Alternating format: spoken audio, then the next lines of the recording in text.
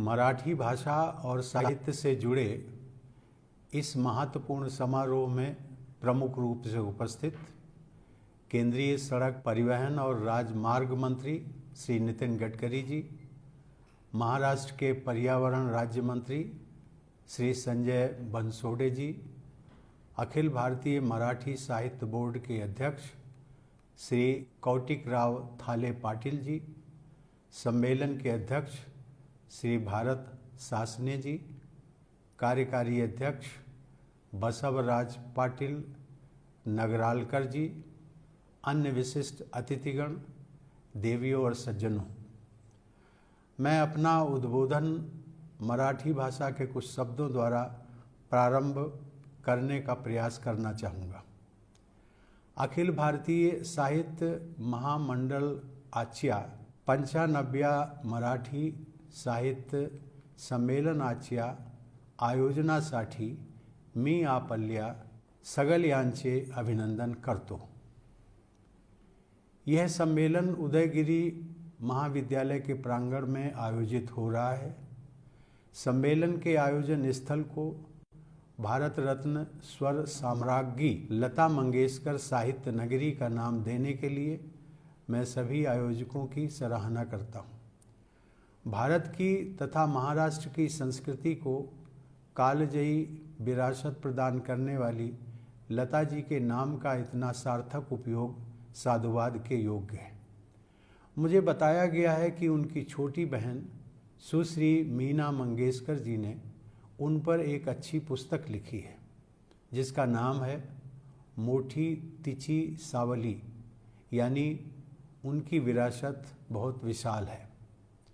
संयोग से इस वर्ष महाराष्ट्र एजुकेशन सोसाइटी के महाराष्ट्र उदयगिरी महाविद्यालय की हीरक जयंती भी है।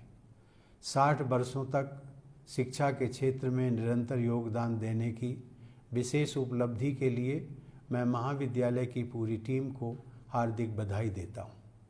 मुझे बताया गया है कि महाविद्यालय की स्थापना उदगीर क्षेत्र के किसानों और व्यापारियों ने अपनी गाढ़ी कमाई से की थी। साधारण नागरिकों के असाधारण योगदान से ही समाज और राष्ट्र आगे बढ़ते हैं। इस अवसर पर महाविद्यालय के संस्थापकों के योगदान को कृतज्ञतापूर्वक याद करना चाहिए। यह भी प्रसन्नता की बात है कि यह साहित्य सम्मेलन आज़ादी के अमृत महोत्सव के साथ ही मनाया जा रहा है।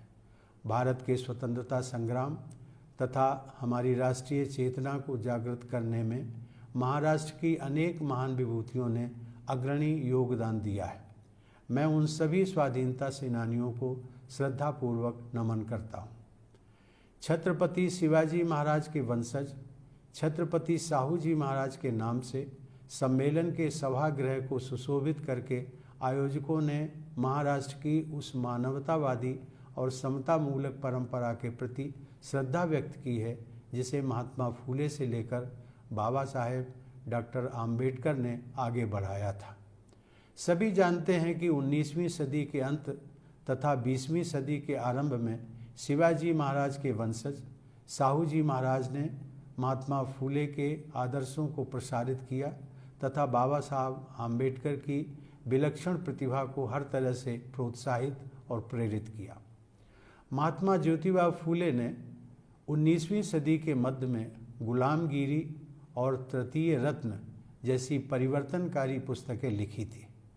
तृतीय रत्न नाटक को सामाजिक रंगमंच की महत्वपूर्ण कृति माना जाता है। बाबा साहेब आम्बेडकर ने बहिष्कृत भारत तथा मूक नायक जैसे समाचार पत्रों का प्रकाशन करके उनके माध्यम से महाराष्ट्र और समूचे भारत के चिंतन को आधुनिकता और समता के आदर्शों से समृद्ध किया। ऐसी ही